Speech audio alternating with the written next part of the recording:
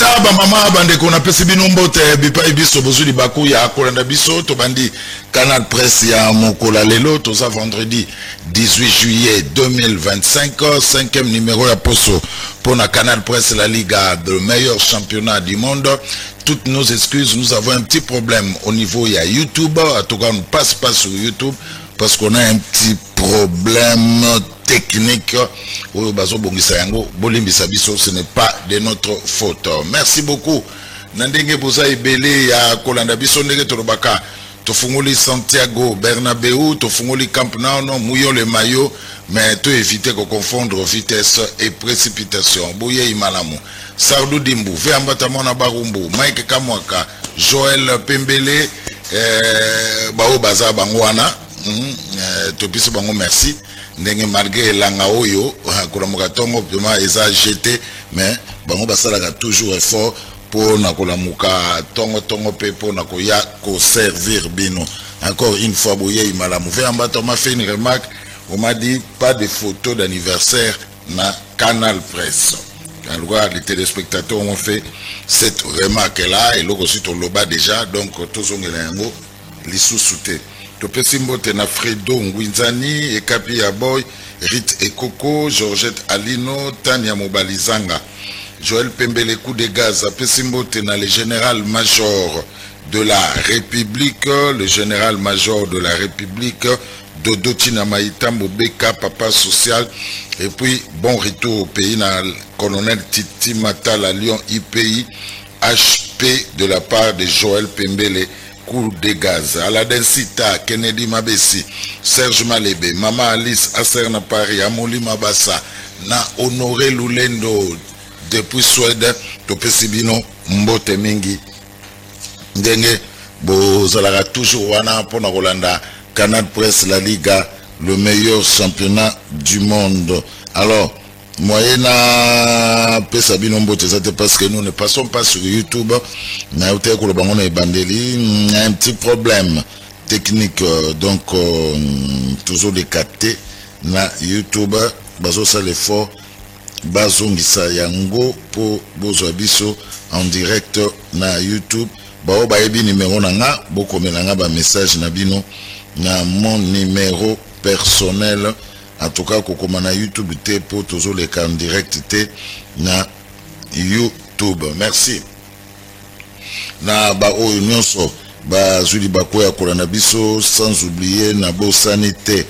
Na yebi ke bango bazanga raté kolanda biso na bosanité na le couple exemplaire, le couple exemplaire, le couple exemplaire.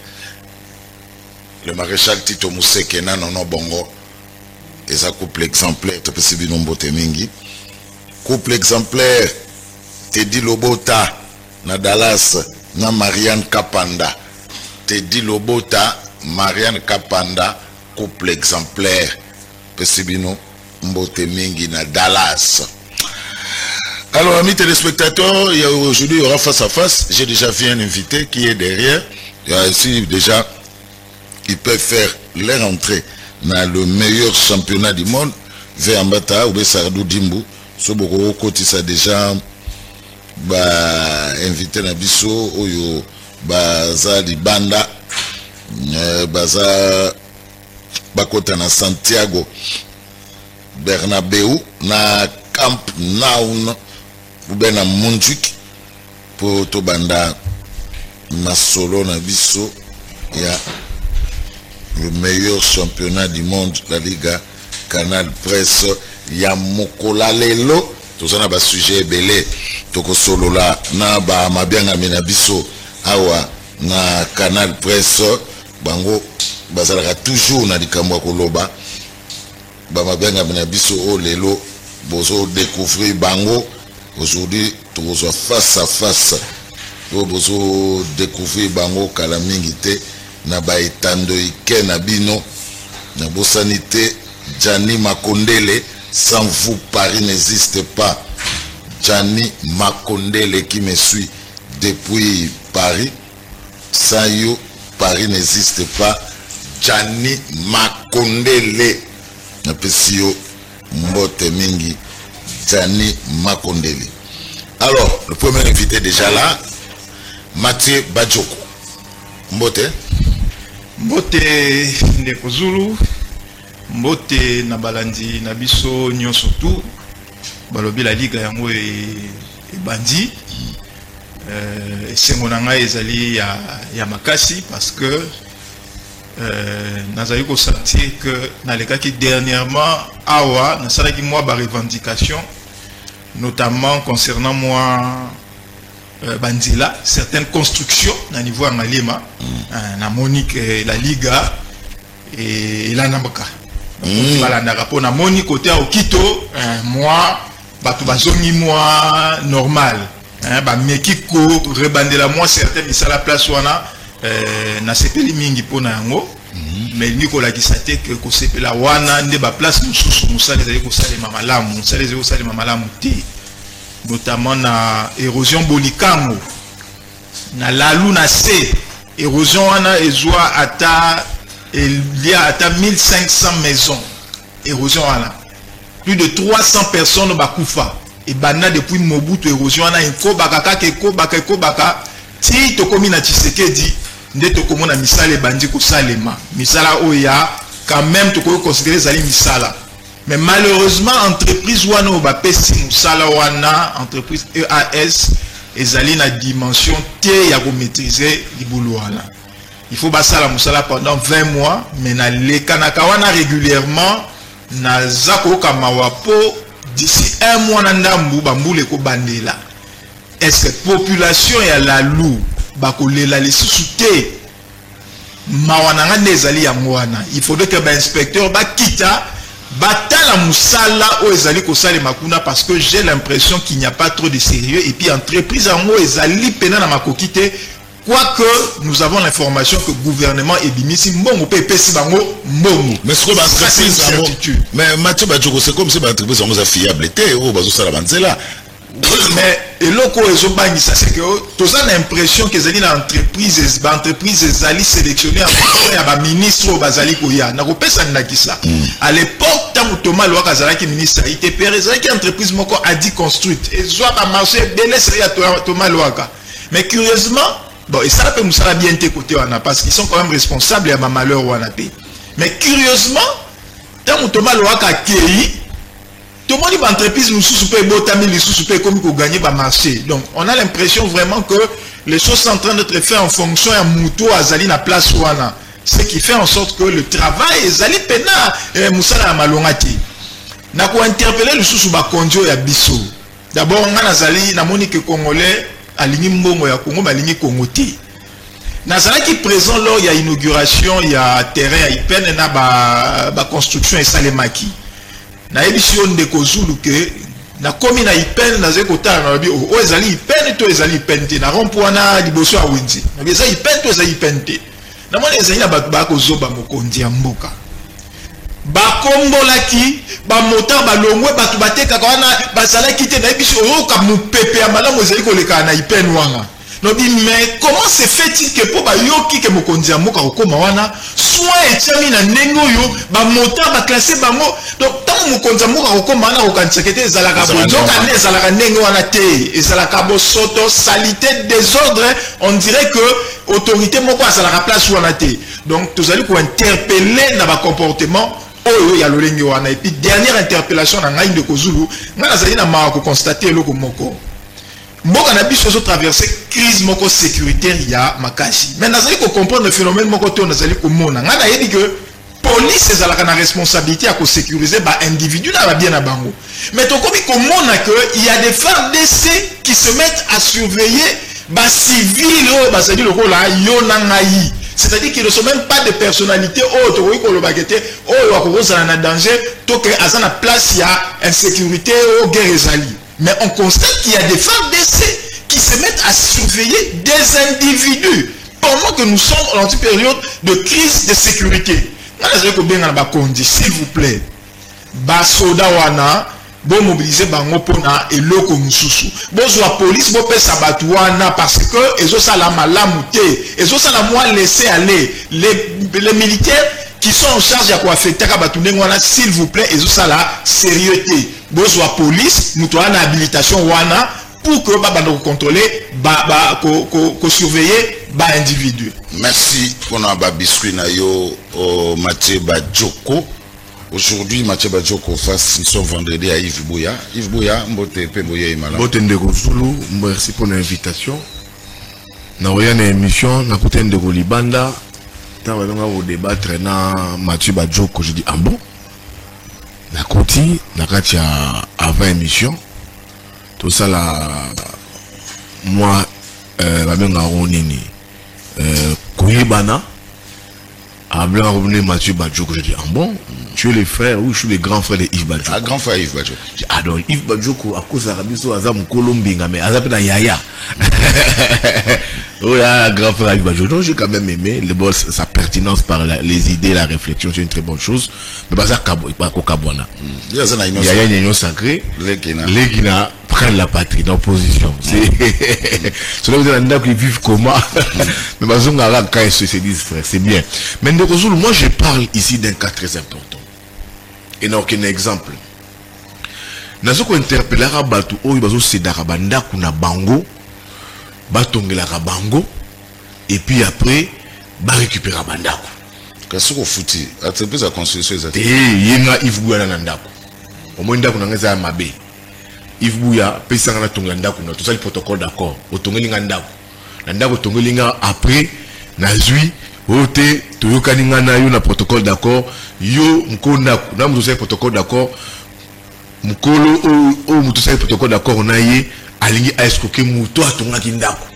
Bon, a mandawe comme we dossier de kinole zalaka. Kinole na batu ngandako et puis après et comme pas problème. Ici je parle d'un cas, il y a dossier obingaka. Monsieur Kabamba Mulumba Etienne dit Kamoul Inter. Ndako est en avenue Ouvira 45 na Gombe Awa. Est-ce qu'il a abandonné? Ndako ya monsieur Kamoul Inter, Etienne Kabamba Mulumba. Un monsieur israélien, Elrich Zui Naoum, aïe à Monier, en 2012, bâti un protocole d'accord pour oublier que non.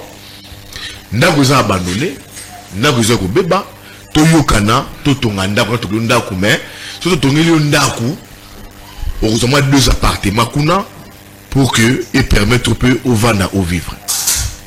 Israélien Koutou azui abimisi ndeko Kabamba Kamoul Inter d'après ma source nanga a logé quelque part pendant 3 ans et a foutu pendant les 3 ans on a $5,000. Monsieur Kamoul Inter Kabamba Mulumba la protocole d'accord quand on a dit liquidateur à faire signer Bananion sur tous les 17. Ma protocole d'accord que Busso, papa, Ndakwa papa, ton numéro protocole d'accord, tu tiens dans un contrat de cession et que un moment après, tu reconnaître Banani 17 total va signer. Ndakwa tonga mine ko Zulu. Ndakwa pe esili. Après quelques années, monsieur Kabamba amoni que ne regomi bien. Le colo peut pas pêcher 2 niveaux. Bah, il y a un capé, il y a 2 niveaux. Mais quand on va pêcher 2 niveaux, qu'est-ce qui arrive quand M. Kabamba, Mulumba, Etienne dit Kamoul Inter, à côté de la Kachandako. Ah, bah, non, oh, après, Mili Mouné Tomboki. Avant location, il y a un colocataire qui appartement, il faut ça $600,000. Mais nous, comme nous avons $400,000, comment? Il faut que nous la clé dans le dossier. Kita et bandi, Bitumba et bandi.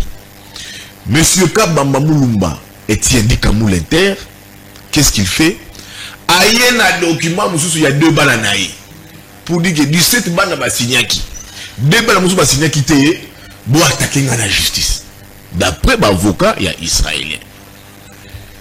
Banami balé ya Kabamba Mulumba Etienne dit Kamoul Inter, la justice va attaquer papa na bango. Qui papa tchaki contrat de cession à protocole d'accord le pango bis de yobakité. Je sais ah papa bio désirité bana. OK, d'après ma source ya avocat israélien, papa a tindi bana.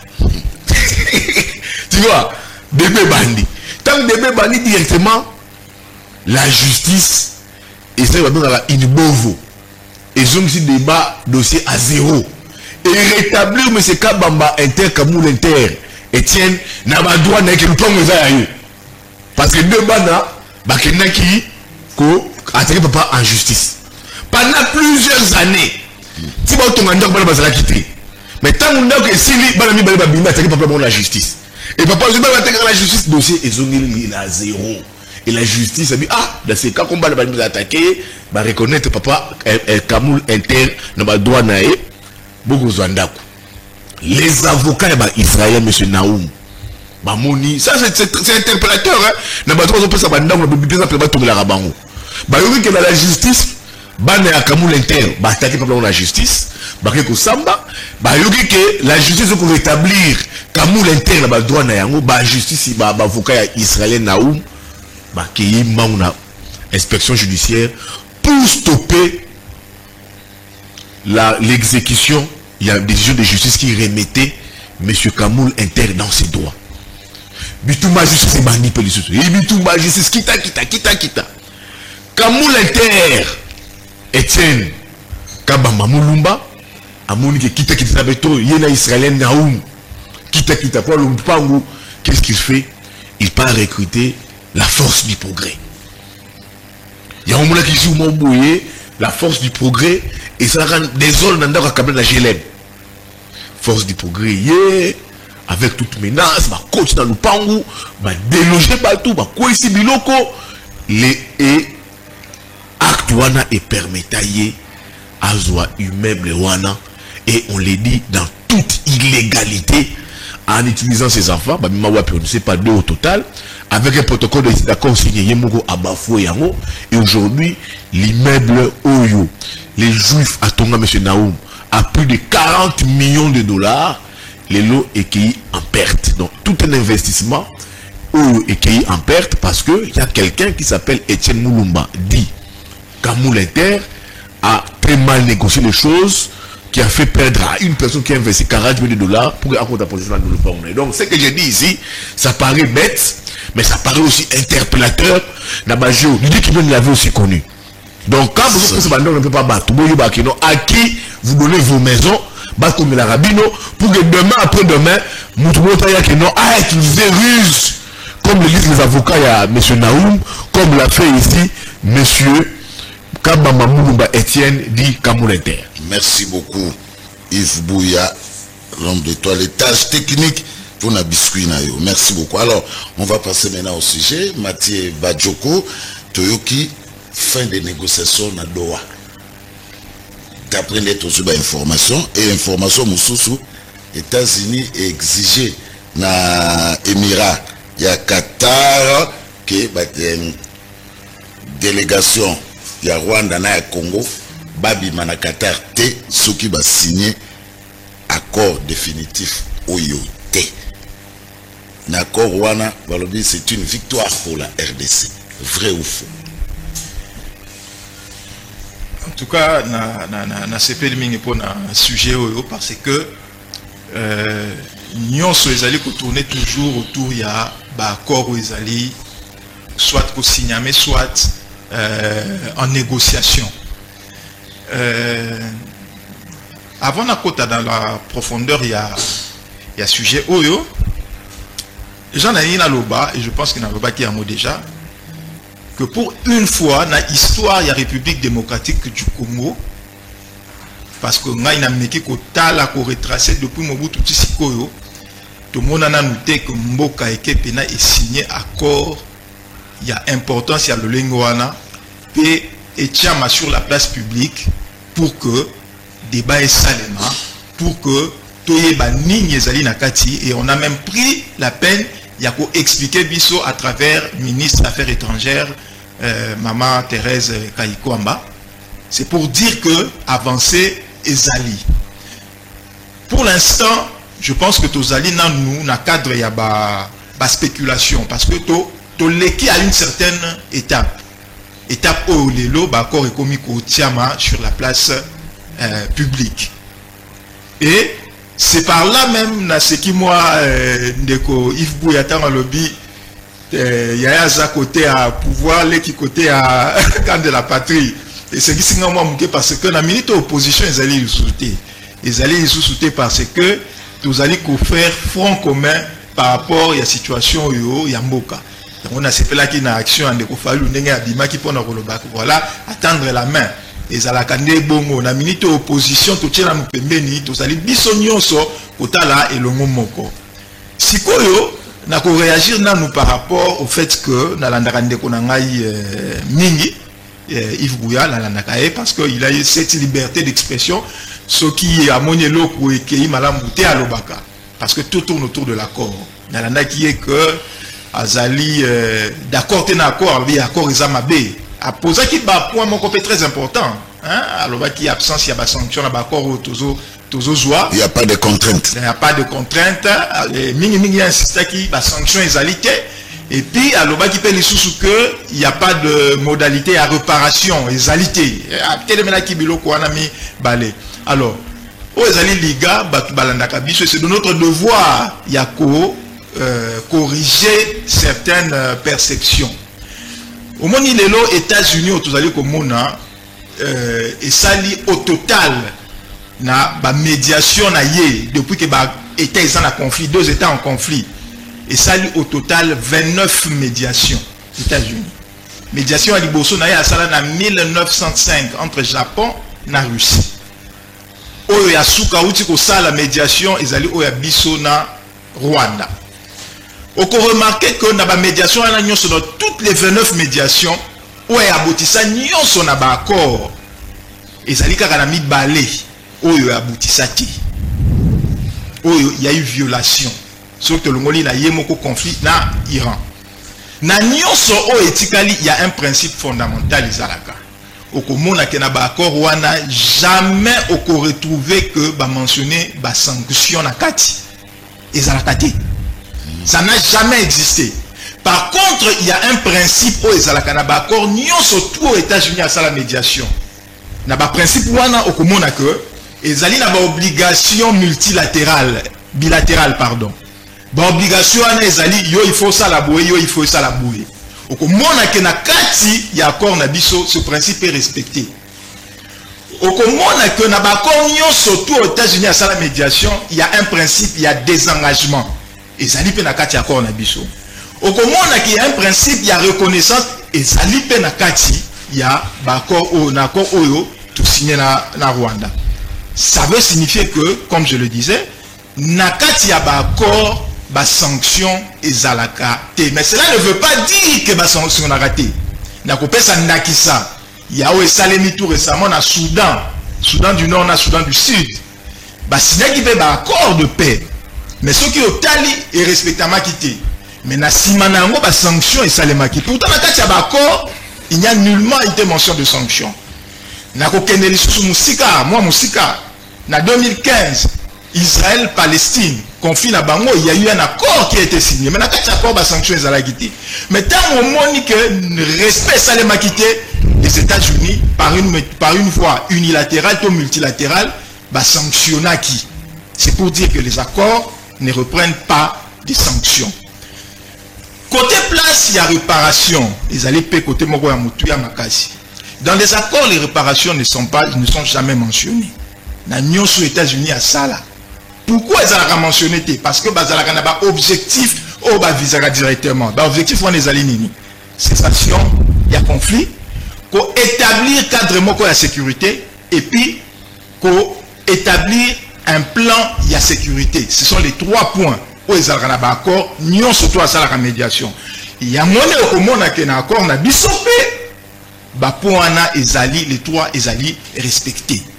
Maintenant, est-ce que cela veut dire que Tozali limité à obtenir réparation? Non. Pourquoi Tozali limité à obtenir réparation? Il y a pas dommage. Parce que on estime que les réparations ont toujours été obtenues soit par des fonds gouvernementaux. Rwanda côté les malelo, ceux qui bomoto ils ont les bango l'obité, ma bête au sali na RDC on peut. Soit na ba fonds internationaux d'obité tété. Conflit salama ikuna to tchemu pour la reconstruction et salema. Soit par mécanisme ya ba cours et tribunaux. Yango na kopesa ndakisa. Na Ouganda n'est pas tout ça, il y a un accord, il y a sécurité. Mais pourtant, tu déposes plainte, na Cour internationale de la justice contre Ouganda. Mongo yo nekona biso Constant Mutamba meka kosala mwa nungu ezali mongo nini ezali justement mongo ya ba réparation ba dégâts et salema na niveau ya Kisangani.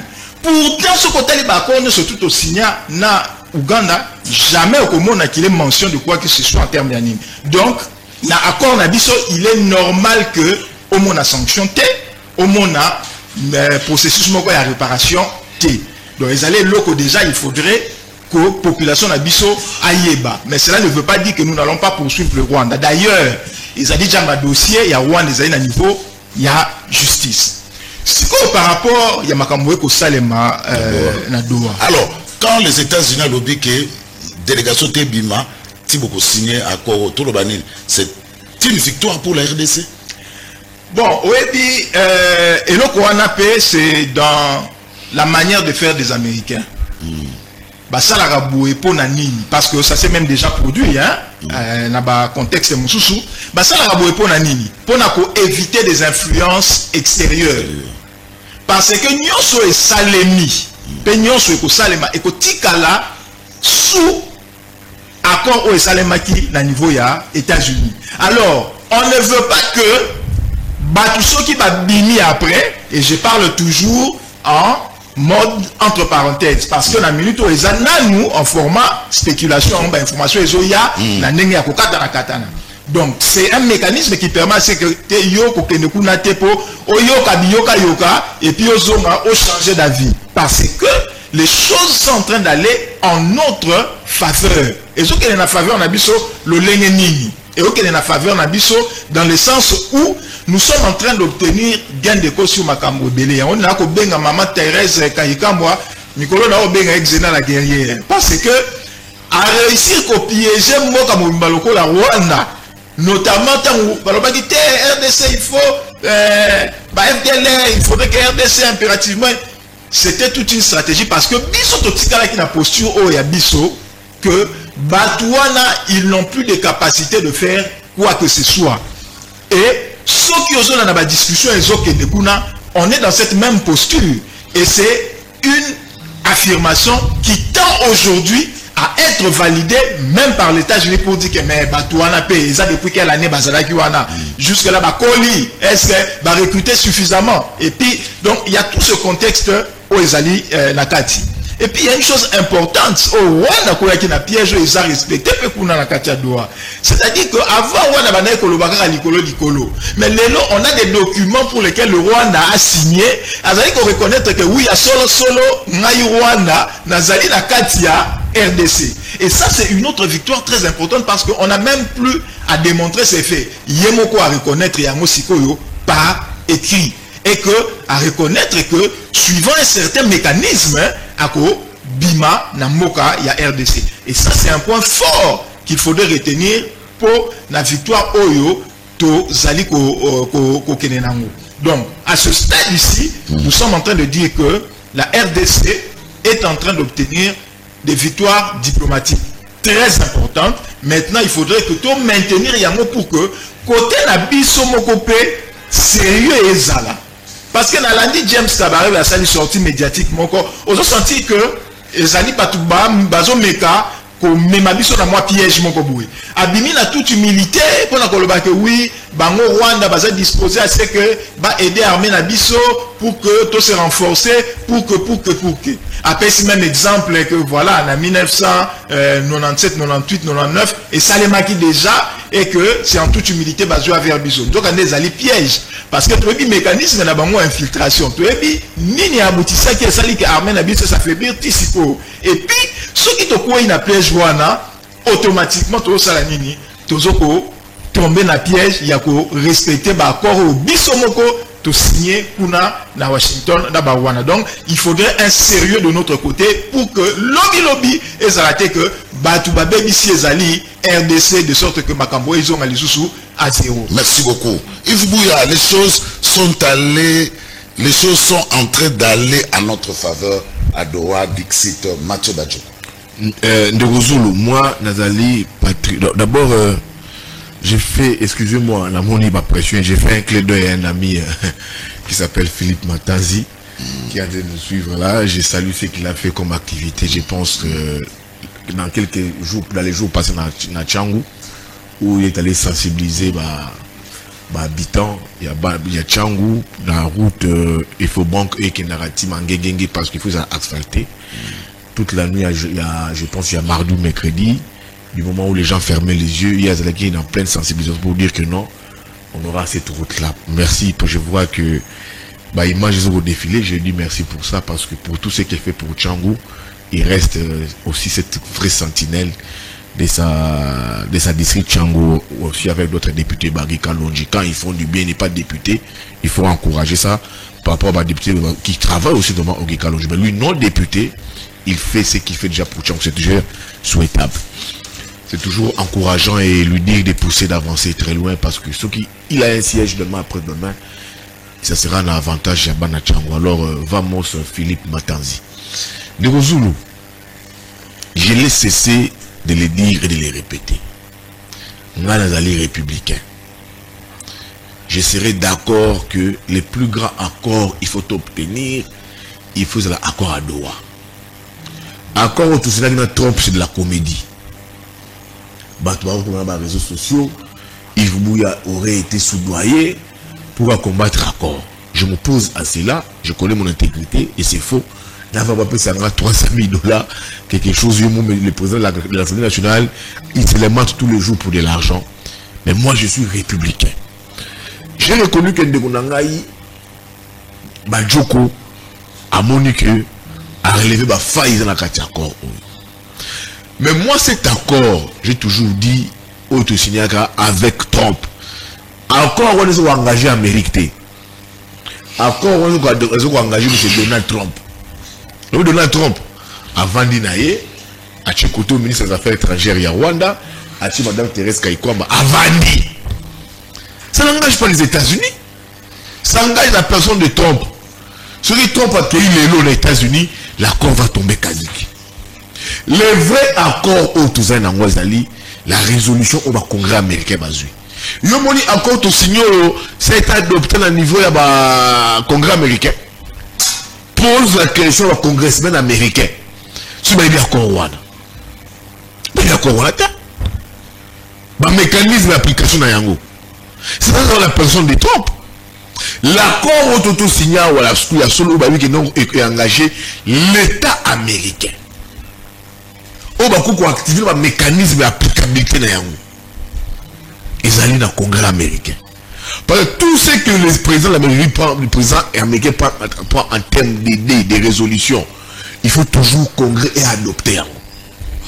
La plus grande chambre au niveau des États-Unis, c'est le Congrès américain. Et le Congrès américain est comme la chambre qui initiative sous Trump. Parce qu'aujourd'hui, le Congrès américain, la décision basée sur la résolution, je pense que je veux toujours la résolution sur le Congo, un dialogue inclusif sous l'égide, il y a ECC, CENCO, il faut le respect en constitution, il y a un paramètre ébélé. Voilà, le Congrès américain est voté. Le Congrès américain, c'est républicain tout comme démocrate. Il y a une décision ébélée Trump à Zouaka. Pour la plupart actifs à voter, le Congrès américain est stoppé à Yango. Bon, on nous apporte un accord. On te dit même si le Congrès américain a élu, on ne sait pas. Trump a bimi. N'a envoyé spécial sur Massan Bolos. Bah, Vani, bon, signer un accord. L'accord, c'est dit quoi? L'accord? Bah, le même dans la carte accord que il faut exemple faille et belé. Nous avons oublié ma cambote, réparation. Les régimes de réparation, les mécanismes de réparation, c'est une faille. Parce que Bissonne, tout ce qu'on subit des dégâts collatéraux. Bien que nous l'immobilier, dans la terre de bateau, dans la ligne diplomatique, les régimes de réparation. Exacté. La contrainte, exacté. Si vous avez dit que Badjoko, à lever les binômes, ils ont parlé sur le plan diplomatique. Mais quand l'accord vous parle d'insiste, l'intégration économique, là, l'obélier en côté. C'est quoi cette intégration économique? Entre Bissot et Rwanda. On perd quoi? On gagne quoi? On cède quoi? Tout comme on va mériter un bailleur à vie sur le Congo. Un bailleur à vie, et c'est que vous avez un coup, aux autres gens d'aku, au foot à Mukolo d'aku, au foot à la commissionnaire. Les Américains gagnent quoi dans ces deals, Balou-Blabisso? Il faut un contrôle parlementaire. Balou-Blabisso, qu'est-ce que les Américains gagnent en termes d'intégration économique? On sait de quoi? On perd quoi? Parce qu'on dit que c'est au nom de la paix. Nous sommes d'accord. Tous la paix, on a. Nous, les républicains, les patriotes. Toute résolution à la licence de la paix, tu vas pouvoir y aller. Mais était Kamboka. Est-ce que l'accord y a Doha? Ils ont à côté Kamboka. Moi, je suis d'accord qu'au-delà de l'accord américain, il faut, ipso facto, obtenir l'accord à Doha. Parce que l'accord à Doha, c'est concerne les M23. Non, c'est le accord à Doha et les accords à Washington. Le meilleur des accords, c'est l'accord de Doha. Il faut obtenir une célérité plus grave. Parce que l'accord à Doha, ça engage directement les M23. Une partie en Bokanabiso. Tous les puissances militaires à M23. Ce que vous avez trouvé un accord avec les M23, ça peut nous dire que vous libérer l'espace Nabiso. Ou vous occuper en haut. L'accord à Washington, c'est un accord qui engage plus Tshisekedi na Kagame. Mais au moins nous c'est à Kagame. Mais c'est Kagame qui alimente. Mais Kagame c'est Kagame Sikoyo a affiché jamais intention à bonne foi vis-à-vis d'Abisso. De Gozulu, je vous mets au défi. Là, tant que l'on a accord Nino, tout sinon Rwanda Kagame a respecté Yango. A respecté Yango jamais. Tout sinon accord à Washington. Le lendemain, à Zongi Babaliver naïe. Ceux qui pratiquement respecté, on prend nos responsabilités. Où est-ce la bonne foi affiche toujours mauvaise intention? Accord à Doha, c'est plus sur le plan militaire. Et ça engage plus le Congolais. On parle de Nanga. Nanga n'est pas la patrie, Nanga est Congolais. Les M23 de Congolais, des Congolais dedans. On va voir, il y a des militaires, ça engage plus l'aspect militaire. C'est ce que je dis, nous sommes dans l'obligation, il y a que trouver une résolution de paix na Doha avec les M23. Pas à Washington. Washington, c'est Kagame Fachi. Mais Fachi, Kagame ne respecte de rien dans l'engagement. Comme on est à Doha, et il y a une implication militaire avec les M23, et que c'est des Congolais, c'est une ouverture. Regarde le Gozulu, l'accord, il y a Washington. T'as un accord, comment il y a un faille délai. C'est du théâtre. C'est du théâtre. On nous renvoie dans l'accord Rwanda, dans le préambule de l'accord Rwanda, dans la résolution 2073 des Nations Unies. Bon, on va dire que la résolution 2073 des Nations Unies, qui vous dit, oh, Madame Thérèse Kayakwamba, la guerrière, elle est allée signer un accord, une résolution, dont l'accord avec les États-Unis est en difficulté. On dit que la résolution 2073, les départs à l'immédiat des troupes rwandaises sur le sol congolais. L'accord à Doha. Mais Sikoyo, dis-moi Sikoyo, est-ce que déjà on dit que la résolution 2073 va signer Yango avant accord, l'accord exécuta Yango, mais dans l'accord, on nous dit de mettre pour appliquer une résolution qui souffre d'applicabilité. L'accord, on a vu avec les Américains. Et nous, dans cet accord, on nous renvoie dans des résolutions, pour la plupart, on ne exécute jamais. On ne seulement jamais. Et ça, c'est accord, on a vu les résolutions avec l'Union africaine, les résolutions avec le Bangoura sous-région. Il y a des résolutions dedans qui souffrent d'applicabilité. Et dans l'accord, on nous renvoie dans un mécanisme pour respecter la résolution 2073. Pourtant, ça n'a jamais été d'applicabilité. Notamment sur le départ de tout voisin sur le sol. Les failles de cet accord Wana Yangwana. Voilà, je dis que non, il faut trouver une résolution. Les meilleurs accords, il y a Doha. Sauf obtenir Yango avec la pression américaine. Il faut dire ça. Avec la pression américaine, je pense que ça serait une voie de sortie. Donc, ajoutant le cas de Gondi ici, on salue Madame Thérèse Kayikwamba. Madame Thérèse Kayikwamba n'a profité que chance naïe. D'abord, le ministère des Affaires étrangères, tout le monde a syndicat qui est grève, les belés kuna, ma passeport qui sont dans la tête, ma machine est koufi, ministère des Affaires étrangères qui est zando. Madame Thérèse, moi je ne comprends pas le truc concernant mon kilo. Comment on aime ignorer les mal? Madame Thérèse Kayikwamba makasi na bokasité na ye, comme aime le dire Fally pour la légende, bokasité na ye, ezali ke bazui mosolo ya mboka. ça a été mis pour que pour la diplomatie. Pour la diplomatie. Sokazaki Makasi, Madame Thérèse Kaikwamba, elle allait au Bunda pour l'applicabilité de la résolution 2773. Il y a un moment qui a un briefing. Le ministre Patrick Mouyaya va poser Madame Thérèse Kaikwamba ma question sur l'accord. Elle n'a pas pu répondre. Elle n'a pas pu répondre. Elle n'a pas été. Elle a répondu, mais elle n'a pas été à la hauteur des questions posées. Merci. Là, je dis, pour moi, l'accord américain, où Trump a signé, et c'est un gars de Trump. Le Congrès américain a un accord où on a été. Merci. Trump a autant d'application comme président des États-Unis. L'accord qui est officiel, et ça, accord, il faut un dialogue et c'est l'église catholique, les la constitution, au Congrès américain. Merci beaucoup. Il faut se battre pour obtenir la résolution de la Doha. Ça sera une ouverture sur la pression américaine pour récupérer le territoire. Encore que, toi, tu as une activité sous l'impulsion, non. Des Congolais, ils ont travaillé pour que, dans toute synergie, dans tous les secteurs, dans tous les plans, les Congolais ont travaillé. Allez, Mathieu Bachoko, pour Yves Bouya, accord à Washington, c'est du théâtre de chez nous. Pour lui, le meilleur accord est l'accord à Doha. Bon, on a dit que devoir Nabiso en tant que politicien, communicateur, c'est d'informer aussi la population pour induire mon erreur. C'est quoi Yves Bouya a induit mon erreur? Oui, induire mon erreur Makasi. Ah, bon, là, qui s'est mis Makasi. Tant que vous avez dit que accord à Washington, ils ont engagé Donald Trump, ils ont engagé les États-Unis parce qu'il faut les Canada dans le Congrès. Nous avons Yves Bouya. Biloko o ele kana Congrès américain ezalaka traité. Ozomona. Ce qui Congrès américain est décidé que Evanda pour un cas spécifique, ce sont généralement traités. Pour tout le reste, le président de la République a la latitude il y a mener action. Et notamment, on a qu'il y a eu au total 29 médiation aux États-Unis. Depuis les États-Unis, en 1905.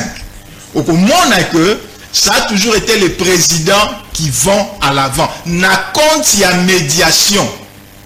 Mais par contre, na cadre il y a traité. Au monde par exemple, dossier où ils ont impliqué directement conflit il y a États-Unis, Iran, na États-Unis. Il y a eu un passage à niveau à Congrès pour essayer d'obtenir un traité. On a il y a RDC autozana un conflit à RDC na Rwanda accord Rwanda ezali accord exécutif qui ne nécessite pas assez que les Canada Congrès américain. C'est ça la rectification dans niveau mais le peuple congolais bazali kota la biso parce que oui mais effectivement et les qui na Congrès ratification ça limité bon ça limité non il y a des types des choses qui passent dans le Congrès américain qui nécessitent approbation à Bango et des choses qui ne nécessitent pas qu'il y ait les Canada. D'où traité dans accord exécutif. Biso tozali na cadre RDC Rwanda na accord exécutif. Non, égolégaté na Congrès. Égolégaté. Quand la traité n'est pas. Trump a sali wana sali médiation. Il y a États-Unis et les Canadiens à travers le ministre des Affaires étrangères. Ça passe. À moins que na bandi ndeko Yves akoko pesa ngai exemple na oyebi na ba médiation États-Unis et ça là où il y a eu une médiation américaine et que dossier le qui na Congrès ezalité excepté on a zo pesaka il y a Iran où il y a États-Unis azalaki directement parti en conflit né et les cas na niveau à Congrès à part ce comment on a été ça c'est non il y a une différence entre en conflit et moko na mto ça la médiation. États-Unis ni en conflit na RDC ni en conflit na Rwanda. Par contre, na cas ya Iran, États-Unis qui na conflit direct na Iran. C'est ça la différence.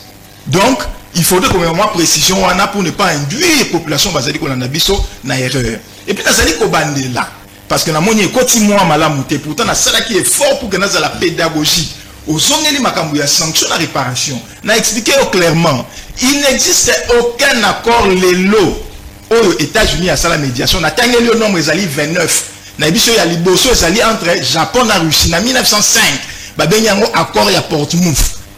Tant ba signé yango États-Unis à la médiation, il n'y a eu aucune sanction na kati, il n'y a eu aucune à quoi mécanisme ya réparation.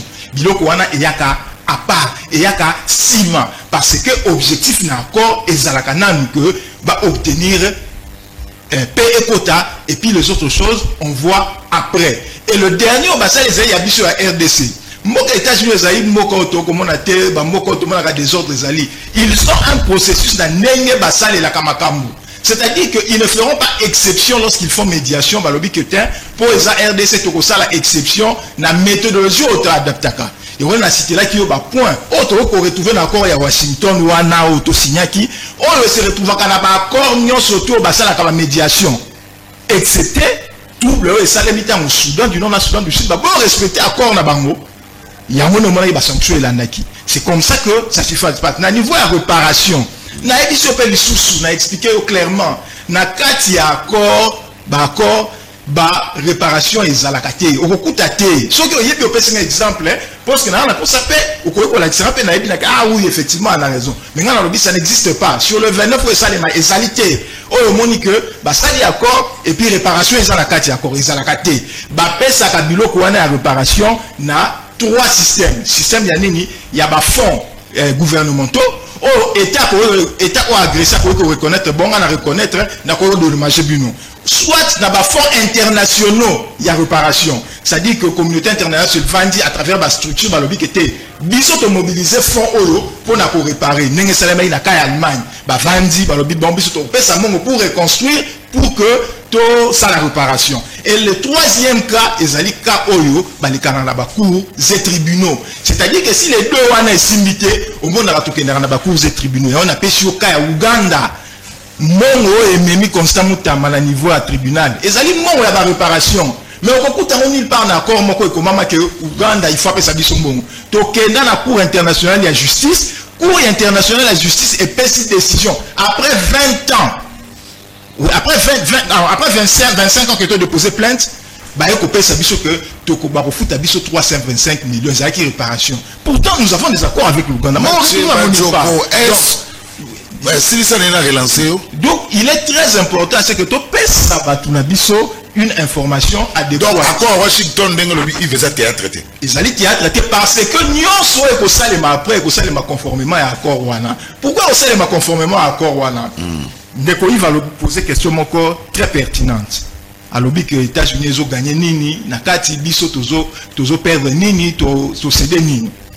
Na question wana n'a pas remis tout la question oyo na posé qu'on a des réseaux sociaux na ngai et ça il y a à peu près plus de 150 000 vues mais réponse tisi ko mutoire au pesa moté question ezala ki simple na makambo nyonso ezolekana na ndenge Yves Bouya moni makambo elekana est wana ba mama ba ko violer bango ba minira na biso ko kende au fele ba ko boma ba sasi ko beta na nyonso wana toujours perdre nini par rapport à accord. Est-ce que biloko wana ezaki go victoire ya biso otokolo ba ne ba viola ka mama na biso to sepela que ça la bien. Ndenge ba boma ka bango ça la bien. On perd quoi avec cet accord? Maintenant qu'est-ce que nous gagnons? Qu'est-ce que les États-Unis gagnent? Ouais bien la place insécurité ezali moi pas si investisseur aya parce que ko banga que ah mais mbongo na ngai soki na tchia ngo est-ce que ekobota? Il y a des négociations directes avec les États-Unis et ils ont continué à Washington par rapport aux accords commerciaux. Il y a un monaki que le ministre des Affaires étrangères a dit que il y aura des entreprises américaines qui y na RDC investir dans les infrastructures et même dans l'exploitation minière. Mais n'y a pas la porte bouillée. Na évité ce qui ne va continuer nous avons obtenu gain de cause pour dire aujourd'hui que les lots bakoya, tant bakoya, biso PRDC tout soit comme le côté. Le plus important c'est que vous allez biso toko sala nini na eloko wana ekoya parce que nous avons les lots à biso tout ça na nini na code minier na biso. On le toko sala makambo en fonction à code minier. Ma base ali wapi les lots soki parce que information mo que ezali ko circuler à ma be bat bokanisa que États-Unis tant toko signer ba accord direct na yé et ko sala que États-Unis a s'accaparé la richesse minière non, ça déjà ce n'est pas vrai parce que Zimbabwe a une entreprise exploitant Afrique du Sud azali na entreprise exploitaka awa Chine pe ezali bakotika na ba domaine oyo ya bango be exploitaka États-Unis pe oya ko signer contrat ya biso oyo biso to kozala gagnant pe na biloko to banay ko zwa lisusu te sikoyo si le Rwanda devra après ça que l'entreprise États-Unis et que Memi Rwanda a travaillé en ya biso nini c'est plus important to zwa ya biso na kolanda yo c'est comme si mutema na yo ça plus et pas à américain mais on retourne un peu mutuna Amérique et tia calme na mboka ni obi Amérique et tia mboka na calme na mboka nini donc on a pris sur exemple na tangeli au 29 médiation na tangeli au 29 o simate ezeka obemisatu donc 26 c'est Simba 26 c'est Simba mboka nini ko oka lisusu Japon na Russie oka conflit Japon ke na liboso te na kena na conflit à liboso ke na liboso te to kene musika te bande ko na biso Angola on me disait que non, c'est pas le même contexte. S'il y avait un conflit armé aux États-Unis, c'est la médiation. Première fois, ici, les deux partis en conflit. Ici, ça vient. Il faut qu'on ma parti politique. On a dit, élection, il y a mutu. Deuxième fois, troisième fois, ici, mais souka. Il y a des sanctions. Sanctions, elles ont le délai. Ça vient, il y a super la Zamba et Bembe. Les lois Angola, tous les coups, mais Angola, ils ont mutaké Angola, Angola, ça va, Angola, Makamwe, et autres, les liboso. Mais Batoubazo est battu que les lois Angola a le 7e approvisionnaire, il y a pétrole dans les États-Unis, dans l'Afrique Mobima, dans le monde Mobima. Le 7e. Donc, quasiment pétrole, surtout, il y a Angola qui est dans les États-Unis. Écoute, c'est la bande mototé. Écoute, c'est la bande bongo. Maintenant, le plus important, c'est dit, bisonne to kosala nini na mbongo oyo de bandasiko yo kokota.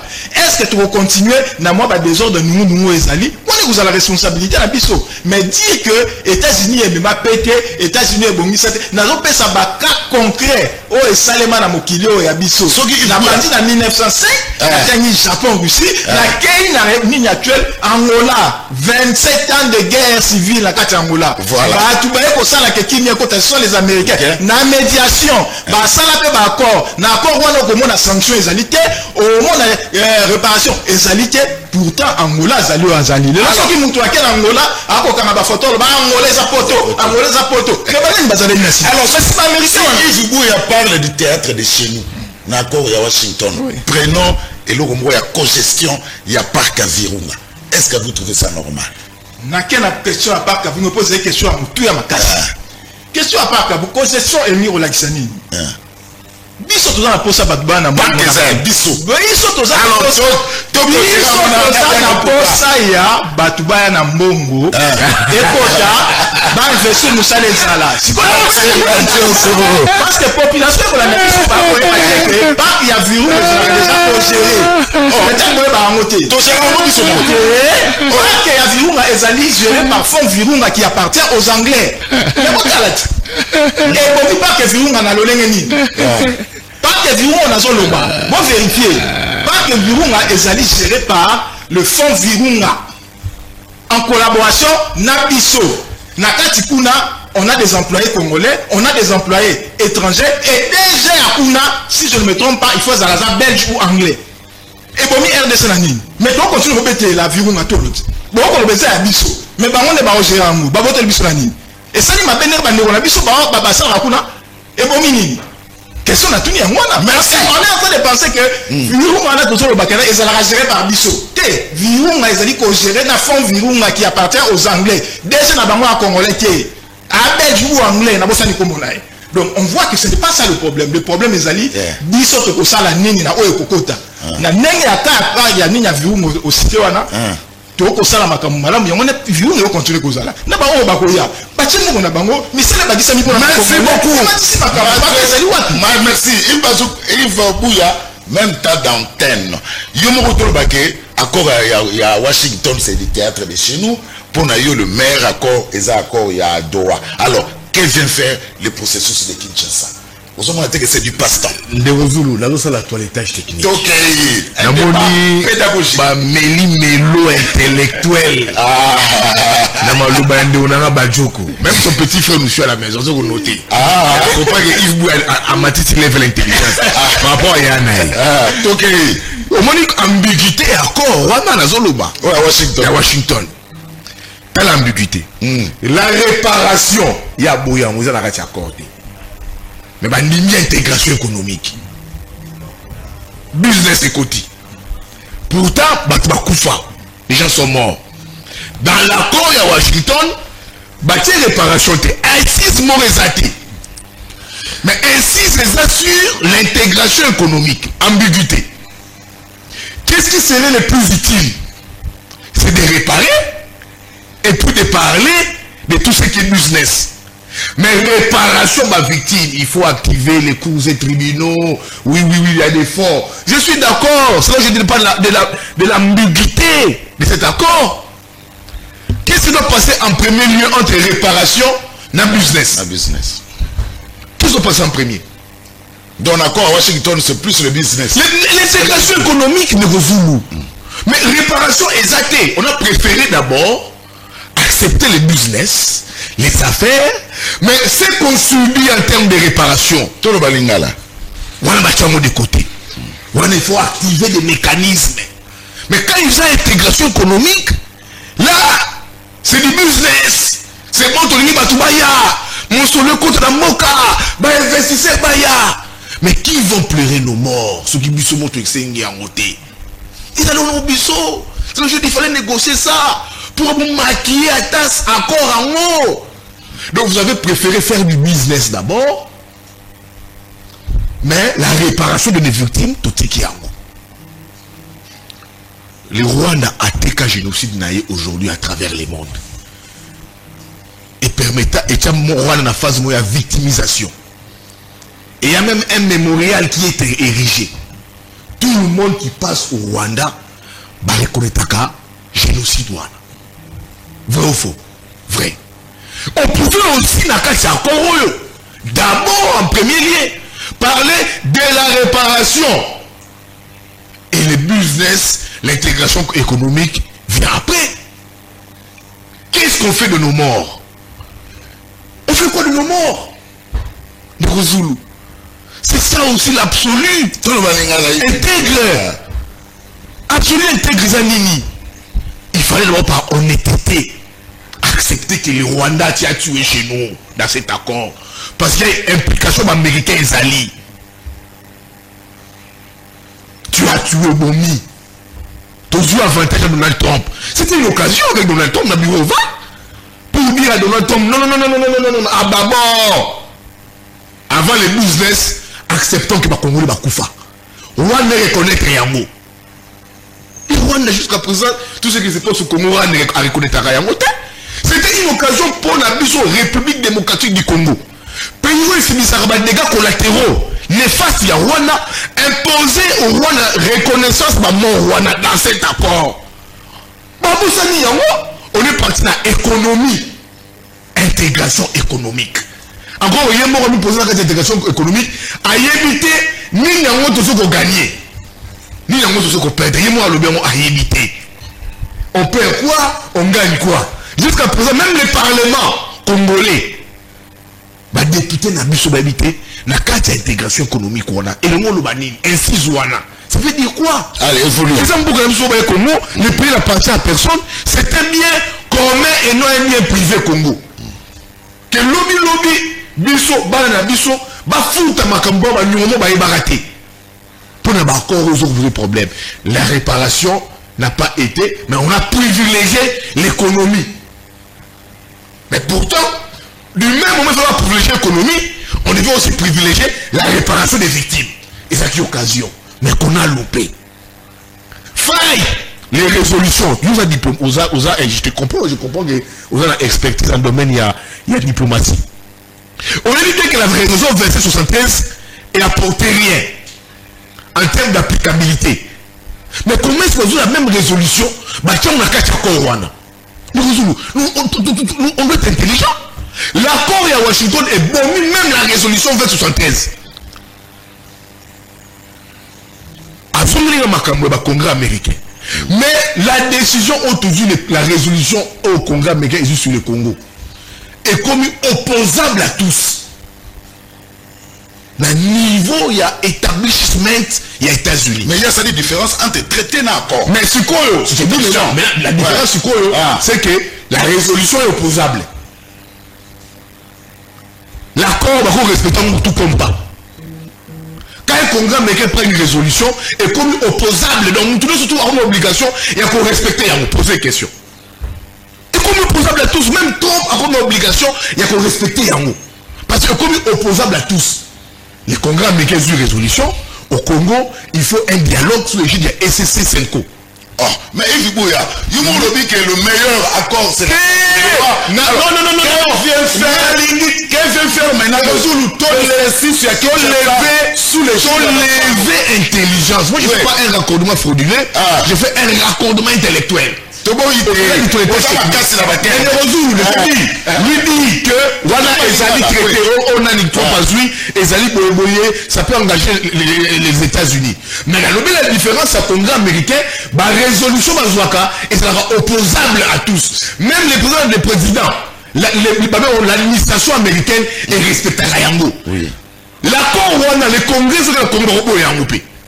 Non, ça engage les présidents américains, ça engage. Mais les Congrès, quand ils ont la résolution, est comme opposable à tous. Même Trump doit respecter. Là, on a mais les décisions à Trump, Congrès doit rejeter. Là, on a compris. Au moins, tu vois la nuance, ça m'a mis sur quoi. Merci. Alors, qu'est-ce que faire processus à Trump? Mais Rosoul, je ne vais pas laisser beaucoup de rabat.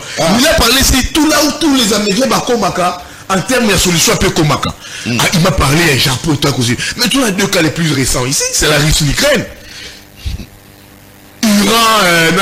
Israël. Les Américains, ils ne quand même pas.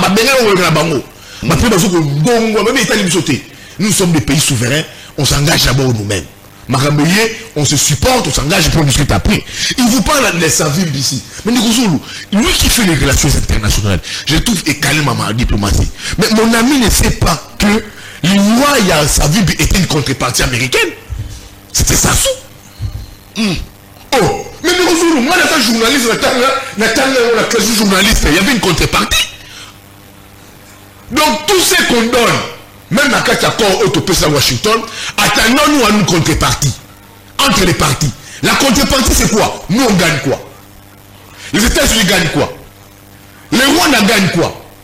Par contre, au même pays de Guettena, Rwanda était passé. Bon, on va passer sur ma baie. Le mécanisme, on doit se dire à Congo, Marus, Barouya. Bombe, lance-roquette. Vous savez ce que signifie Marus, encore un pays comme les États-Unis. C'est toute une procédure. Il faut que le Congrès, il faut un Duma. Parce que ça va engager les Américains, ça va engager les moyens, ça va engager l'armement, l'équipement militaire. Il y a un moment qui crée problème en Afrique du Sud. Au monde attaqué Zouma dans le Parlement sud-africain parce qu'il y aurait des soldats sud-africains qui ont coupé. C'est des pays sérieux, ces pays-là.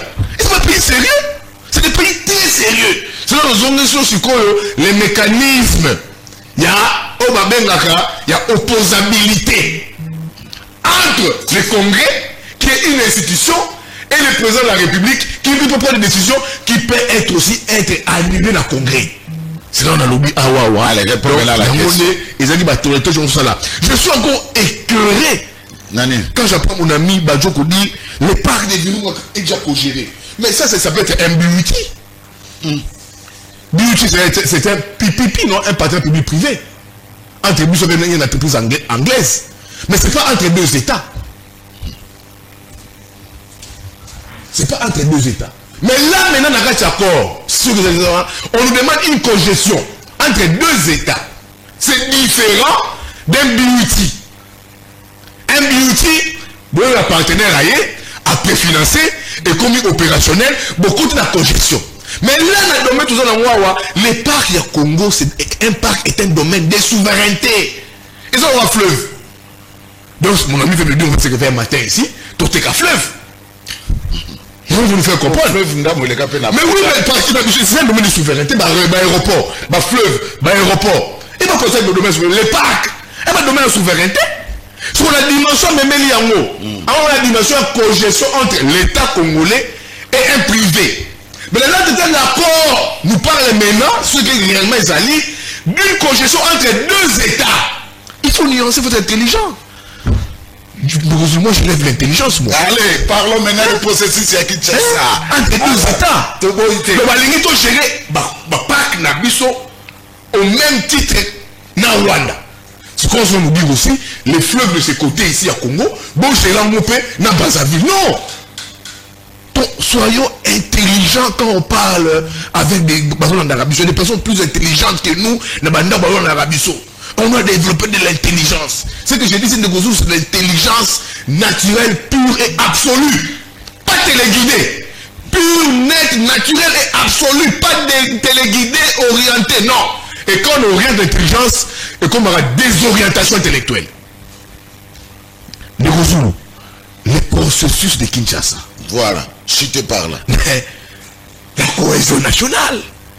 J'ai suivi mon ami Badjoko dire, il a été content comme famille. Fayu a Kenya qui est pas Mokonzamboka. Mais il faut que le processus soit là et continue et se pérenniser. Sinon, les gens m'appellent en privé, oh Bouya, tu vois, Fati. Non, moi je soutiens Bouya comme patriote. Je soutiens la démarche du président de la République. Je le dis sans embâche, sans crainte d'être contredit. Il faut réconcilier les Congolais là-bas. C'est très important. Quel sera l'impact à processus? L'impact, on aura de est-ce que tu sais que Nana de Kounara Badjoko, trop tard là-bas, mais c'est mon frère, mais tout ça, tu trouves ça normal? Mais c'est ça l'esprit qu'on nous a donné. Quand on peut développer l'intelligence, il y a ça mon goût d'animation de Mokate. Yves Bouya, est-ce que le processus de Kinshasa de sa guerre? Bon, ça Kinshasa. C'est une voie d'ouverture. L'évêque Bakomunananga, c'est des Congolais. C'est une veto négligente. Le processus de Kinshasa, c'est que l'église catholique au Mokonjambo Kayambi a joindre Bango et c'est Namoni et Jibana à Mambia. C'est pas ça la cohésion interne. Il y a aussi une cohésion. C'est là. Pragmatique de cohésion. Oui. La cohésion, c'est là ce que cette cohésion va déclencher un mécanisme de confiance. C'est quoi ce mécanisme de confiance? Il faut que l'autonomie. Par exemple, est-ce qu'on va aller aux élections dans le climat délétère ou dans la Tchamboka? Est-ce que nous avons un problème politique ou sécuritaire? Le problème est à deux volets. Politique tout comme sécuritaire. Politique quoi? Parce politique, écoute, tout ce qu'on dénonce en termes de gouvernance ici, elle est politique. Exilé politique, elle est politique. Sécurité de la crise, c'est sur les deux volets la crise qu'on subit. Qui aujourd'hui, ils ont gagné beaucoup. Donc, les processus de Kinshasa aussi, non, mais ils ont une recette en termes de propositions. Yves Bouya a critiqué Yves Bouya a critiqué, un grand critiqueur. Un grand critiqueur, écoute, les deux en français, ça là. Tu vois, à critiquer. Mais je donne une recette qui est celle du processus de Kinshasa qui doit être mise en avant entre Congolais et Congolaises. Il faut, s'il te plaît, il faut réconcilier les Congolais entre eux. C'est là où moi, ici, j'appuie la processus de Kinshasa. Mais là, mon Konzambo Kayokingaï. Avec une année. Après, il va mouper. Après, il va mouper. Après, il va mouper. Mandater bango, missionner bango. Et puis, à Sanisi bango, na église de réveil. C'est encourageant. Donc, l'église de réveil est nécessaire si ça va se mettre d'accord ensemble pour trouver cohésion interne. Bakepa Fayulu, Katumbi, tout le monde, c'est encourageant. Deuxièmement, le processus, il y a Washington. C'est encourageant, mais il y a une faille et belle de cet accord-là. Il est commis trop tard. Mais c'est encourageant. Comment est monté? Moi, je suis républicain, c'est encourageant. Maintenant, il faut ce qu'on a erreur. Il y a accord. Il y a Washington. Et ça a corrigé par le processus de Doha. C'est là où tu as mis sur la toile et cette parce que se plaindre dans le processus à Washington, tu le conseilles en haut. Il faut surtout faire la mise en garde pour le processus à Doha. C'est comme j'appelle la recette de Kinshasa. Alors, quand je dis que c'est très important de retour. Merci. Les Congolais, au-delà de l'unification de l'unité entre Congolais et Kozulu, tu vas manger ce que ça m'a pour 2028. Est-ce que ton élection avec un climat délétère? Merci. Pas la méfiance. Tu gagnes dans 10 minutes. Donc, les élections au-delà. Kinshasa, on peut se mettre d'accord sur le terme de référence à l'élection. On peut se mettre d'accord sur la composition de la CENI. Parce que Ekaboulera, nous sommes toujours Mbozou. C'est ça, tu sais. Ekaboulera, toujours nous sommes entre Congolais. Merci. Mais on peut se mettre d'accord au-delà d'un cadre de dialogue. Le processus électoral, il y a 2028. C'est là où je dis, ma réflexion n'est pas téléguidée, elle est naturelle, pure et absolue. Yves Buya, donc après processus à Kinshasa, Bokangi Bisaka, Bosongi Bandaku. Mais pour moi, les processus à Kinshasa, notamment, au-delà de l'unité des Congolais entre eux, on peut soulever un aspect majeur les élections. Parce que de Kozulu, dans le processus à Kinshasa, on va se dire des vérités sur les processus électoraux. Merci beaucoup. Qui sera la tête de la CENI? C'est beaucoup de problèmes. Oui, dans Kozulu. Il faut pas d'accord parce que comme la Congolais. Merci. Je dis par expérience, élection dans et comme la Congolais. Mais on peut en discuter en amont. Merci. Elle n'a pas été. Merci. Tu te la 10 minutes, tu te la 5 minutes, parce que purement pédagogique. Alors, pour Yves Buya, le passage obligé pour tous ceux qui mènent à Est s'appelle le processus de Kinshasa. 5 minutes Yves Buya, 5 minutes pour terminer l'émission. Yves Buya, na régie kuna ba pesa Yves Buya papi kayena biki. Asa. Apo mama kamona otaki. Azoko na téléphone. Ako ma on répond à Gayo. Alobi ba makambu moko oyo na yebite ce qui est allé le kuta ou peut-être manque d'information et puis comment les cas la population boye population habité ndeko Yves Buya lobi makambu ezana nzela ngana sepelaka soki nazo loba na pesa kana ba exemple ba to ba la ngai ba mona chaque fois que na loba na pesa exemple et loko Yves Buya ko kako pesa ce que ça la te pona nini po makambu azo loba ezana nzela te il salema nulle part na pesa exemple lobi que résolution à Congrès américain des alliés imposables et ça les wapi comment wapi n'a dit autant yango wapi comment ko ça les des alliés wapi résolution à Congrès américain des alliés position au Congrès des alliés kozwa kaka c'est tout ça dit pour la biso Congrès américain to monique bakoki kokene na mécanisme oyo ezalaka imposable te ezana valeur juridique ata moko te ezana valeur internationale moko te na kotangisa yo okoma vérifier pour mon téléphone ils allaient on a vérifié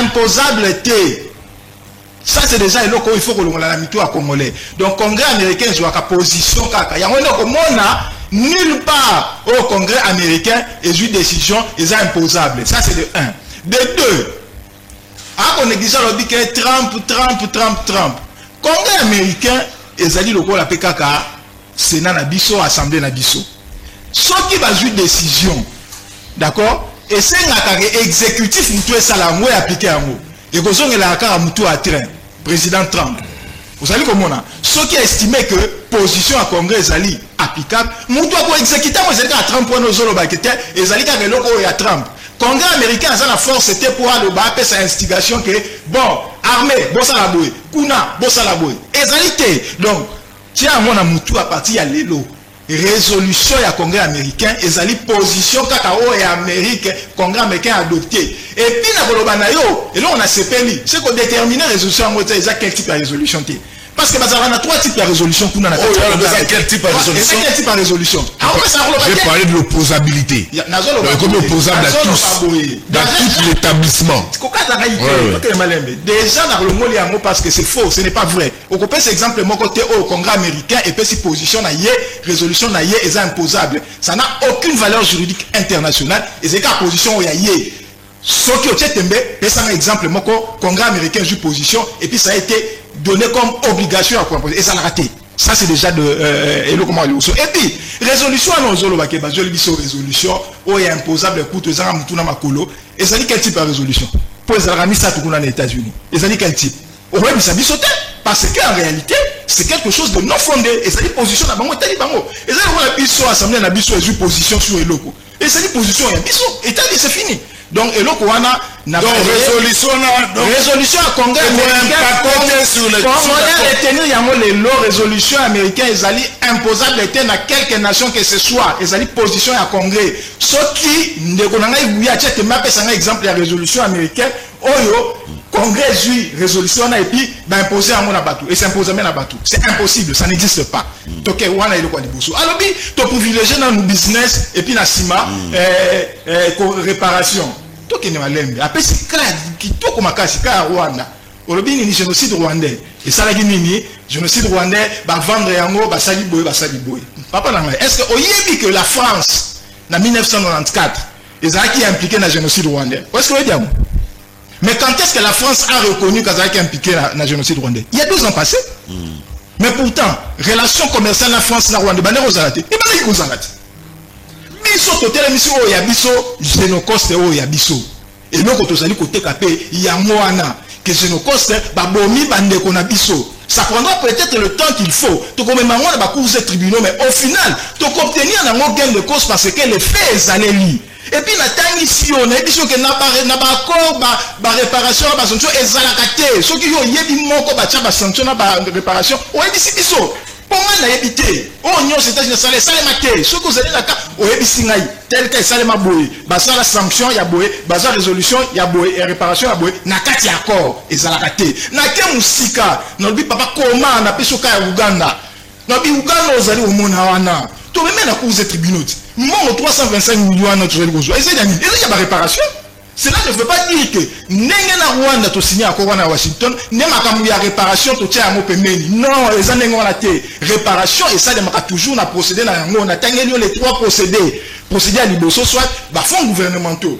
Deuxième procédé ezali ba fonds international pour reconstruction ou réparation. Troisième procédé ezali ba cours et tribunaux internationaux, notamment la cour internationale il y a justice autre site de déposer plainte contre Rwanda et puis ezali na plainte pour ba particulier peut ba déposer à niveau il y a CPI. Ça c'est donc des informations il faut topé ça la ndeko na biso to même bango na erreur té parce que makamo na zali koloba eza vérifiable ceux qui ba kei ba sur ba téléphone na bango ba ko vérifier makamo na koloba mais makamo ko nyonso lobi wana ezali na le passage parce que lui m'a comme belé ça attends alors bité congestion et ko sala que parc avion na fait ma pesi ba cas exemple mais la monique ndeko Yves Bouya a otala makambo le kana mokilité il y a pas très longtemps au canal de Panama ça appartient à pays na Panama mais pourtant pour la ligne États-Unis c'est pelita entreprise privée na bango et comme ko ezo qui gestion à canal de Panama pour ni état américain c'est pelaki.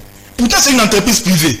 Mais États-Unis, c'est pays de Donald par lesquels oui, à partir, il y a l'autre comme que gérer na Panama. Mais est-ce que le canal de Panama et que ça l'a su à Panama? Donc, il ne faut pas faire de l'amalgame.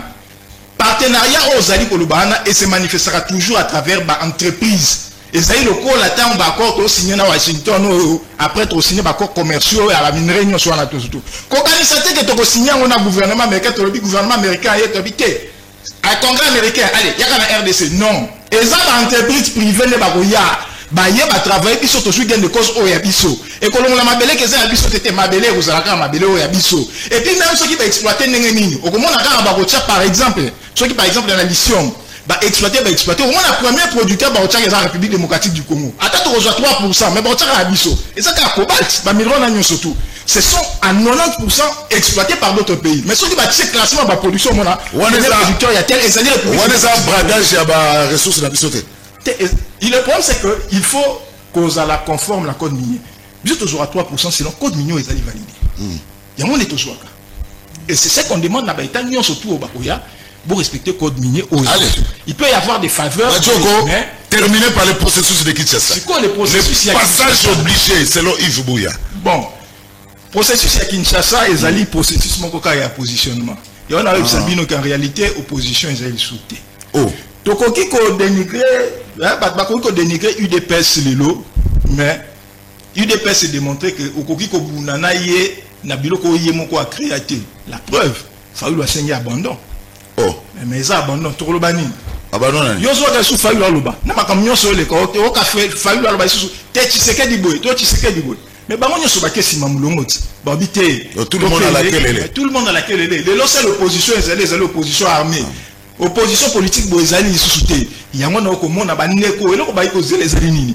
Les alinini moi le chocho, moi ba poste. En réalité c'est un mot. Parce que la crise où les alinini ko salema na niveau ya est kuna, les alinini crise où vous allez réclamer sur le plan politique en interne. Et ça l'était parce qu'au final, les alinini ba mécanisme au écoutien à niveau international là il y a bisomoko par le gouvernement. C'est quoi? Ceux qui m'ont aligné au côté gouvernement, aligné à se retrouver parce que 2028, ils ont risqué aux alamatata. Mais il faut le faire de la manière la plus loyale. La plus propre. La plus propre. Bon, Nathalie Ndeko Musito. Est-ce que Ndeko Musito c'est compliqué la vie? C'est compliqué la vérité. La vérité pour les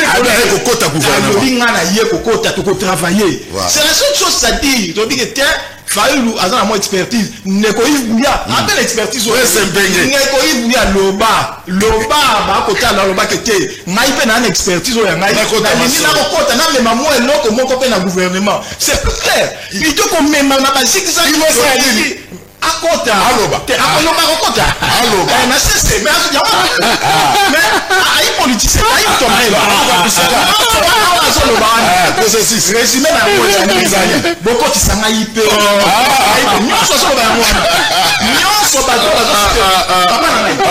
Nyon bateau, il faut ça inclusif, il faut ça la bouille. Sous le finalité na yango ezali. Beaucoup de ça bisopé sonini. Merci. La preuve. En aucun moment au Yokake, il voit le bité. Donc on va la caraboyer. D'ailleurs, Koutou. La Liga. Et c'est une place mon ba idée les kanaka bat bayokaka. Il bouya na tala ka ngai na la nakaye na Twitter na la nakaye sur poster na tala a poster. A quelle chaîne de Nathalie na mais muto c'est même idée bien. Mais ce qui a passé idée wana o allié comme on pesa na kokota na inclusif kuna. C'est pas parole au gâte. Non, qui dossier mon azul bana avant émission bana comme le dossier. Mais pourquoi tu pas parole au gâte? Pas de parole au gâte. C'est pourquoi la ligne va ligne kakake. Ton vanda, là il donne la porte. Ça va. Merci. Alors, on termine l'émission. Il est 11h, je dois céder la tête. On a dit que 5 minutes. On va prêter comme inter. Ah oui. Bonjour Timia la procédure qui ça. Même de comment compte après la les pays n'appartiennent pas à l'UDPS. Les pays n'appartiennent pas au président de la République. Les pays appartiennent à tout le monde. On est d'accord. On ne peut pas. Là, on est d'accord. On ne peut pas ici refuser les Congolais sur la Baona Bango. Depuis la nuit du temps, les Congolais toujours Baona Bango. Depuis même avant les années d'indépendance, les Congolais se parlaient entre eux. Basolara toujours. Parce que c'est notre pays, on n'a que le Congo. Il faut ne pas essouffler. Fayoulou a mis de côté Baegonaï. Il n'y a plus d'opposition. Non, l'opposition est un état d'esprit. C'est quand tu es opposé aux méthodes de gouvernance de gestion. Tu t'y opposes. C'est comme l'un de Kobadjoko dans l'union sacrée. Tu n'es pas d'accord en tout. Tu n'es pas d'accord sur tout. On s'oppose à Capé. Mais tu restes dans l'union sacrée. Moi, j'ai vu ce que Katumbi a fait concernant Mahama Football. Où beaucoup d'argent est dépensé dans Mahama Football. Pourtant, dans l'instance, il y a besoin de Koufa. Bon, des millions. Ce n'est pas une opposition. C'est une opposition, on peut s'opposer pas que par des idées. L'opposition est un état d'esprit. C'est quand on est opposé aux méthodes de gestion. Fayoulou est allé voir Tshisekedi, mais ne vous empêche pas que Fayoulou lui-même, sur une méthode de mauvaise gestion de gouvernance à Téléma. On s'y oppose. L'opposition est un état d'esprit. En restant patriote, on s'oppose dans la méthode de la gouvernance et de gestion, mais pas en étant dans la gouvernance. C'est ça aussi l'opposition. Mais je suis contre l'opposition armée. Je suis pour une opposition d'idées. Je suis pour une opposition, il y a idée. Je suis pour une opposition démocratique, une opposition républicaine, une opposition pacifiste qui se bat pour les idées, pour des valeurs. Mais opposition armée, je suis contre. Mais l'opposition, quand on s'oppose à la méthode de gestion de gouvernance, c'est que tu reconnais que l'opposition est un état d'esprit. C'est que moi, je ne suis pas de l'opposition. Dans un journaliste, dans un carte parti politique, mais dans s'oppose à la méthode de gestion de dirigeant Nabiso. C'est comme je suis, c'est comme je dis, Mikolo, je suis très content du président de la République. Oh, Nani. La coalition pour les gens de la Mboka. Il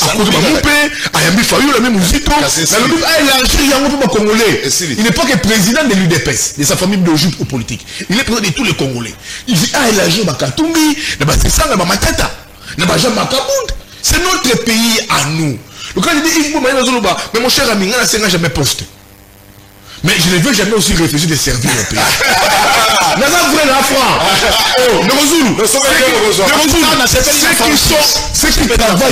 Ceux qui sont ministres, DG, l'équipe sont trop nani. L'équipe sont trop nani. Moi je suis à l'école, Car pour la histoire, non, je suis à l'école pour étudier, j'ai étudié pour être besoin. Je suis comme ça. Merci. Mais le dialogue où ils ont comme Mawana, peut poster. Ça peut être aussi ça en connaissant la culture politique des acteurs congolais. Bah oui, mais moi, n'a pas si quoi même en français, le bémol. Donc, la différence dans l'analyse sur les discussions, le dialogue entre Congolais, c'est notamment les élections. Mais aujourd'hui, il y a un candidat. 2 fois d'ailleurs. Oui, commence l'élection, il pense à mito batoué. Et un bureau fictif. IDP, j'ai dit serveur. Il est de l'IDPS. Posez la question à Jacques Chaban et leur CG IDPS. Chaque jeune dans le boulevard, il n'y a pas mal ça, c'est la lacrymogène.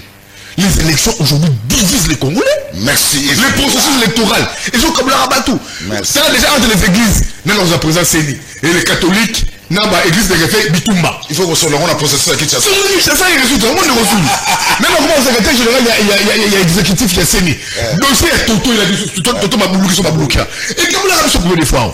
On servait les cas d'électeurs, les machines à voter. Mais on ne peut pas discuter de ça. Merci Yves Bouya. On doit libérer la terre. Problème, on a titulaire. Merci Cyprien, Zé de Rosulu. Pas titulaire. Cyprien, femme et enfant. Ma caution. On connaît pour cette caution $100 000. On ne peut pas discuter de tous ces éléments. Tout comme on va tabou. Non. Merci beaucoup. Ça va beaucoup. crédibiliser les prochains processus électoraux. Merci. Il faut tout sur la main en amont. C'est là où moi je soutiens les processus électoraux. Mais en Kokokima, je fus ma velléité. Merci beaucoup. Avec téléspectateurs. Que ce processus de Kinshasa, voilà, entre un sous-bassement majeur, notamment au-delà des réconciliations, notamment les processus électoraux de 2028. Merci Yves Bouya. Alors, tout un rapidement un message à votre Kabwana. Accord Bouya Zolo Baya bien Oyadoa, ne Oyo, Joseph Kabila a sengi ba pesa est parti est pendant 8 ans. Yango Yves Alobi et ça vrai. C'est faux. Et ça passe. Comme jamais bongo. C'est faux. Merci beaucoup. Ça c'est pas authentique 8 ans, c'est faux. Voilà. Accord RDC Rwanda. Et ça n'a pas ça à congrès T. Pour écouter en vigueur, car ce soutien et engagement législatif et comatissa porté, peut mise en œuvre concrète. Kev Ntakomi, ce qui accord est formel, les alliés qui engagé les États-Unis directement, le cours là-bas obligation financière ou militaire ou ana Sénat à Kokota. Ce qui est alliés informel ou non contraignant États-Unis à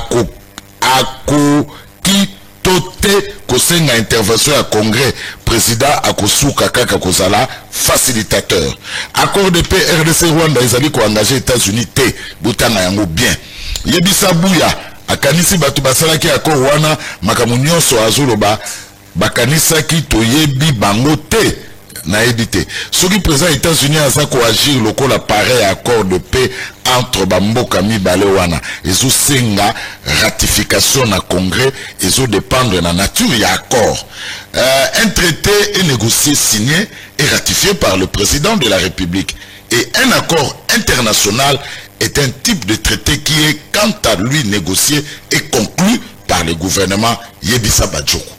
Voilà, débat lelo isa vraiment y a ba intellectuel calme peut poser bisopé tous matière. Félicitations à Yves Bouya na Mathieu Badjoko. Merci beaucoup. Alors bientôt il y aura un tournoi dénommé Doudou Fwamba Likunde Libotai na niveau ya Kimbantseke. Et que ça la bongo bientôt à tout côté là bas congé toi déjà la congé et que ça la bongo organisé et pas il y a le paquebo de la Tchamu Philippe Matamsi. Donc bana Tchamu bientôt un tournoi na Kimbantseke dénommé Doudou Fwamba Likunde Libotai organisé par celui qui dérange tout Tchamu, il s'appelle le paquebo Philippe Matamsi. Mathieu Badjoko, merci. Merci. Yves Bouya, merci. Rendez-vous vendredi prochain. Toujours avec mon ami, c'est ça. Total. Voilà, amis téléspectateurs, ça n'est donc terminé. Boutique à la Malamou. Dans le samedi, pour notre dernier numéro, il y a le meilleur championnat du monde, la Liga. Canal Presse, votre 7DG matinal. Émission en audience Makasi, émission Oyo, Batu Nyonso, Balandaka. C'est ça la réalité sur le terrain. Attention, dans la deuxième division, attente à Lupopo, attente à Malebo, attente à Tchangou, Keba, Yaka Santiago Bernabeu, Yaka Montjuic, Oko Sepela. Tout le lobby.